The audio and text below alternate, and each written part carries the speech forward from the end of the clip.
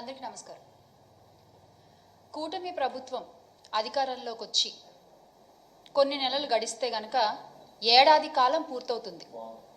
గడిచిన ఈ కొద్ది నెలల్లో కూటమి ప్రభుత్వం వల్ల ఆంధ్ర రాష్ట్రానికి జరిగిన మంచి ఏదైనా ఉందయ్యా అంటే ఏమీ లేదు. పైగా ఈ ప్రభుత్వం అధికారంలోకి వచ్చిన దగ్గర నుంచి మహిళలకి భయం తప్ప ఎక్కడా భరోసా అనేది దొరకట్లేదు. గత ఈ 8 నెలల్లో పంట పండించే రైతుకి భరోసా లేదు, ఇంట్లో ఉండే పిల్లలకి భరోసా లేదు, హాస్టల్లో ఉండి చదువుకునే పిల్లలకి భరోసా అసలే లేదు, నిరుద్యోగులకు భరోసా లేదు, మహిళలకు భరోసా మాన ప్రాణాలకి అసలు ఎక్కడా దొరకట్లేదు.